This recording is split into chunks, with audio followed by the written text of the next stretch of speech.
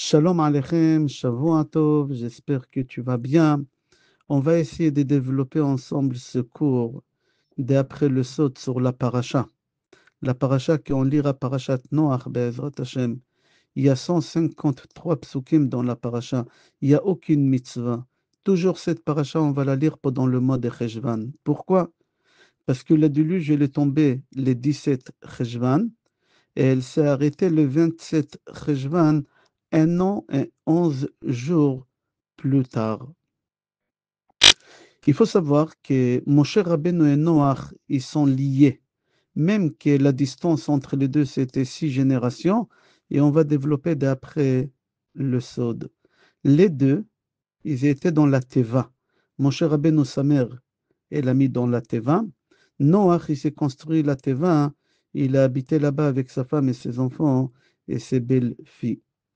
Combien de temps ça a pris à Noach de construire la Teva? Il y a plusieurs avis. Dans Pirkei de Rabbi Eliezer, chapitre 23, c'est marqué Rabbi Tanchum a dit 52 ans, ça a pris à Noach de construire la Teva. Il y a un livre qui s'appelle Sefer Adorot, il dit ça a pris que 5 ans. Alors pourquoi on parle toujours des 120 ans? Alors on dit que Noach, il plantait les arbres et les habitants, ils ne croyaient pas que la déluge, elle va tomber, et ils lui coupaient les arbres. Jusqu'à qu'il est parti à Bagdad, en Irak, et il a planté les arbres là-bas et il les a ramenés. Ça a pris des années, des années. Et pourquoi Hachem, il a fait en sorte que ça va être pile 127 ans, 120 ans, pardon, 120 ans. Arizal répond, c'est par rapport à la vie de Moshe Rabbeinu sur la terre. Il a vécu 120 ans. Il faut que tu saches aussi que Noach, c'était la première personne au monde qui est né circoncis après la faute d'Adam Rishon. Moshe Rabbeinu aussi, il est né circoncis. On voit qu'il y a beaucoup de points communs entre Moshe Rabbeinu et Noach. Qui l'a nommé Noach à la Brit Mila Noach? Qui lui a donné ce prénom? Hachem. Et qui a nommé Moshe Rabbeinu Moshe? Bat Ya, la fille de Hachem. C'est rapporté dans le Midrash contre Noach, au moment que Noach et Moshe Rabbeinu ils se sont rencontrés dans le Gan Eden. Noach, il a dit à Moshe Rabbeinu, moi je suis beaucoup plus grand que toi, car j'ai réussi à me faire sauver de la mort. Moi, ma femme, mes enfants. Moshe Rabbeinu, il a dit, moi je suis encore beaucoup plus grand que toi. Toi, tu as réussi à sauver ta peau, celle de ta femme, de tes enfants, tes belles filles. Mais moi, j'ai réussi à faire sauver mon peuple et moi-même. Et moi-même. Moshe Rabbeinu lui dit, c'est un exemple, 2 bateaux qui coulent. Il y a un bateau que le capitaine, il a réussi à sauver sa peau, mais pas les gens qui étaient dans le bateau. L'autre bateau, le bateau, il a coulé, le capitaine, il a réussi à faire sauver lui-même et tous les gens qui étaient dans le bateau. Alors, qui est plus important que l'autre? C'est lui qui a sauvé lui et toutes les personnes qui étaient dans le bateau. Alors, moi, je suis plus grand que toi. On voit toujours qu'il y a des liens entre Moshe Rabbeinu et Noach, même dans le au-delà. Le Zohar HaKadosh, dans Sefer Bereshit, chapitre 67, dit que Noach, quand il est sorti de la Teva, il a vu le monde qui est détruit, il a commencé à pleurer, et il a dit à Hashem, Hashem, ata rachum vechanun, aya lecha lerachem ala briot, Hashem, tu es miséricorde, tu as de la pitié, tu aurais dû avoir de la pitié sur les habitants de la planète. Hashem, il a dit, maintenant tu prends conscience, maintenant tu te réveilles pour demander pour les habitants de la terre. C'est trop tard. Et Hashem, il a appelé Noach Raya Shetaya, imbécile. Par contre, mon cher Rabbeinu, il dit le Zohar HaKadosh, il a prié pour le peuple juif, qu'Hachem il leur pardonne sur la faute qu'ils ont fait et qu'il ne va pas les tuer, à tel point que Moshe Rabbeinu, il a prié qu'il est tombé malade. C'est marqué Vayichal Moshe. Vayichal, c'est une maladie des jambes. Moshe Rabbeinu, il a donné sa vie pour les béné Israël. Alors, Rabbi Shimon Bar Yochai dit que Moshe Rabbeinu, on l'appelle Ra'aya Me'emna, honnête. C'est-à-dire que Rabbi Shimon Bar Yochai appelle Moshe Rabbeinu Ne'eman, fidèle, et Noach, choté, imbécile. Ari Akadosh, dans Sha'ar Psukim, dans Parashat Noach, dit, il faut que tu saches que la neshama de Noach est revenu dans le corps de Moshe Rabbeinu. Moshe Rabbeinu, c'est la réincarnation de Noach. Noach, il n'a pas pensé prier pour sa génération. Et la déluge, elle est tombée à cause de lui. Et c'est pour ça la déluge, elle porte son nom. Mais Noach, les eaux de Noach. Moshe Rabbeinu, que lui, c'est la réincarnation de Noach, dans le désert, il prie pour sa génération, pour son peuple, pour les sauver de l'extermination. Et il dit à Hachem, Ve'im aïn mechenina. Mechenina, c'est deux mots. Me Noach. Mecheni, memchet nun yud, c'est me Noach. Comme ça, il dit à Arizal. Moshe Rabbeinu dit à Hachem, je ne ferai pas la même erreur que j'ai fait quand j'étais dans le corps de Noach, que je n'ai pas prié. Là, maintenant, je vais prier pour les défendre, à tel point que je mets ma vie. Sinon, efface mon nom. Mecheni, me Noach. Ari Akadosh continue, il dit que Moshe Rabbeinu, il s'appelle Moshe. Qu'est-ce qui veut dire le mot Moshe? Masha. Il a tiré des eaux. Moshe Rabbeinu, il a tiré des eaux les béné Israël. Qui c'est les béné Israël que Moshe Rabbeinu, il a tiré des eaux? Les béné Israël qui étaient en Égypte. C'était qui les Juifs qui étaient en Égypte? C'est la génération de Luge. Et c'est pour ça ceux qui n'ont pas fini la réparation là-bas, hein, Paro, il les a noyés dans le Nil. Et aussi Dora Pelaga. Dora Pelaga, c'est la génération qui ont construit la tour pour monter au ciel, faire la guerre contre Hachem.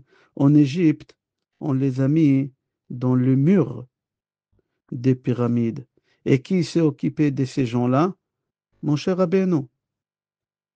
Qui devait s'occuper dans la génération d'avant? Noach.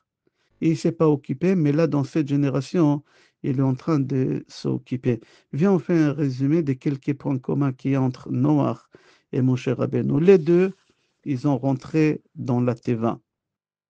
2.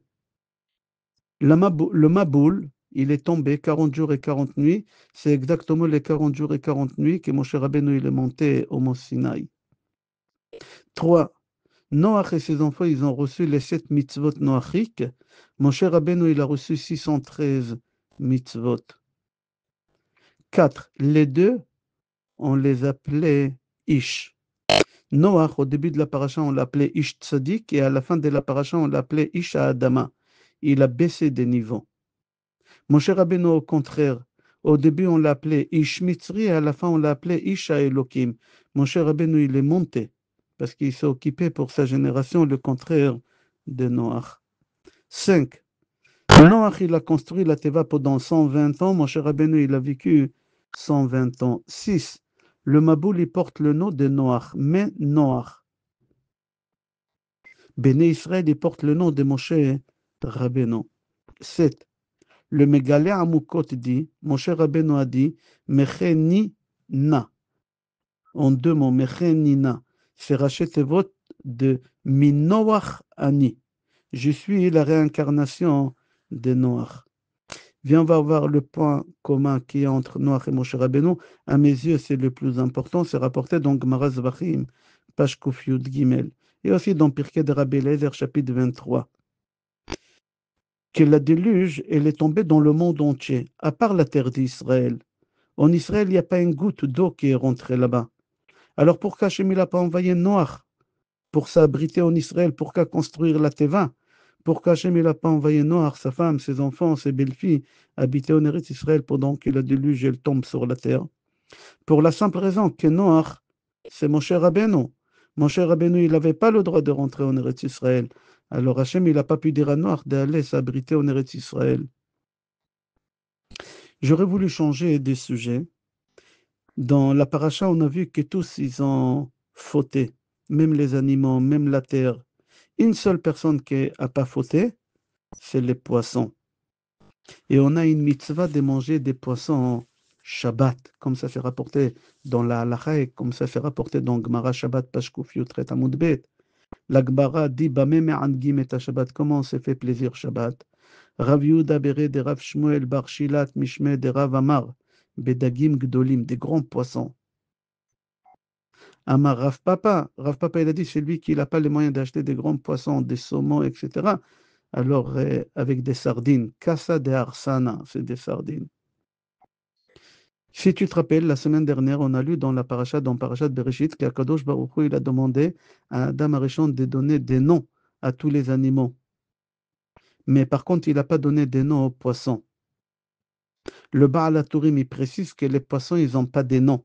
Tous les noms qu'aujourd'hui on donne aux poissons, toutes noms des poissons qu'il y a, Nesichat Nilo, Salomon, etc., c'est des noms qui étaient inventés par les êtres humains, mais ce n'est pas Adam Arishon qui l'a donné aux poissons. Rav Chaim Kanievski, Zecher Tzadik Vekadosh Livracha, dans son livre Perek Bashir, dit, qui s'est rapporté dans Gemara Bechorot Pashret, qu'il y en a deux animaux qui Hachem, il leur a parlé direct. La première, c'est le serpent. Dans Sefer Bereshit, chapitre 3, Pasuk 14, c'est marqué Vayomer Adonai Elohim el Anachash. Hachem, il a parlé au serpent. Et le deuxième, c'est le poisson. C'est marqué dans le prophète Jonas, Yona, chapitre 2, Pasuk 11. Vayomer Adonai Ladag. Hachem, il a parlé au poisson. Rav Kanievski Zatzal dit, c'est pour cela, les poissons, quand ils s'accouplent comme les êtres humains, face à face, visage face au visage. Pourquoi? Parce que la Shrina, elle a parlé avec le poisson. Dans toutes les communautés juives dans le monde, on a l'habitude de manger Shabbat des poissons. Comme ça aussi dit le Magen Avraham dans Siman Resh Membet, qu'il faut manger des poissons dans les 3 repas de Shabbat. Dans Shulchan Aruch Harav, c'est marqué que c'est une obligation de la Torah de manger des poissons le vendredi soir. Il y a un grand tzaddik il habitait en Tunisie, Rabbi Halfon, Zecher Tzadik Vekadosh Livracha, dit Kol haochel dag beyom dag nitzol midag. Tout celui qui mange du poisson le jour du poisson, il sera sauvé du poisson. Ça veut dire quoi? Il dit Yom dag, le jour du poisson, c'est Shabbat.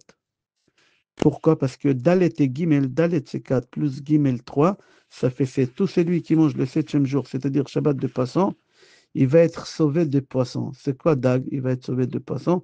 C'est Rachetevot Dina de Gehinom. Remarque que chaque nourriture que nous les Juifs on mange, Shabbat, il a la valeur numérique 7. Chala, c'est 43. 4 plus 3, 7. Yain, c'est 70. Tu enlèves les 0, c'est 7. Bassar, 502. 5 plus 2, ça fait 7. Marak, la soupe, le bouillon de couscous, 340, 3 plus 4, etc. Toutes les choses qu'on mange, c'est comme ça. Même Dag, le poisson, ok. Le Bnei Issachar dit qu'Hachem, il a béni quelque chose pendant 3 jours qui se sont suivis. Jeudi, Hachem, il a béni quelque chose. Vendredi, Hachem, il a béni quelque chose. Et Shabbat, Hachem, il a béni quelque chose. Jeudi, quand Hachem, il a créé les poissons, Hachem, il les a bénis. Comme ça, c'est marqué dans Sefer Bereshit, chapitre 1, Pasuk 22, Pro-Orvo. Hachem, il les a bénis, les poissons. Le lendemain, vendredi, le 6e jour, quand Hachem, il a créé Adam, Hachem, il a béni aussi, Pro-Orvo, multipliez-vous. Regarde dans Sefer Bereshit, chapitre 1, Pasuk 28. 3e jour, Shabbat, aussi Hachem, il a béni le jour de Shabbat. Comme ça, c'est marqué dans chapitre 2, Pasuk 3, Vaïvarechoto Elohim. C'est-à-dire qu'Akadosh Baruch Hu, il a béni les poissons, l'homme et le Shabbat. Si tu prends les premières lettres, ça fait déchet. Déchet, Dagim, Shabbat, Adam. C'est le psaume de Tehillim 23. Et c'est pour cela, regarde, on mange les poissons qui étaient bénis jeudi, on les mange le jour de Shabbat qu'il a été béni aussi. Et c'est l'homme qui mange que lui aussi, il a été béni. Et comme ça, les 3 bénédictions, ils sont réunis le jour de Shabbat. Le Bnei Issachar continue, il dit Tout celui qui dit le psaume de Tehillim 23 3 fois à Seuda Shlishit, les portes de la Parnassa ils sont ouvertes pendant cette semaine. Pourquoi? Mis à part déchets, Dagim, Shabbat et Adam, parce que dans ce psaume 23, il y a 227 lettres, qui c'est la valeur numérique des bracha, bénédiction. Il y a aussi 57 mots dans ce psaume-là. Zan. Zan, c'est la nourriture, c'est la parnassa. Et aussi les poissons, valeur numérique des Dagim, c'est 57. Pourquoi 3 fois il faut répéter ce psaume 23 au troisième repas de Shabbat? Une fois, on le fait par rapport à la bénédiction des jeudis, qu'Hachem il a béni les poissons. La deuxième fois, pour la bracha qu'Hachem il a béni à l'homme le vendredi. Et la troisième fois, c'est pour la bracha qu'Hachem il a béni les jours des Shabbat. Je te souhaite Shavua Tov, bracha ve'atzlacha, bsorot tovot et kol tov.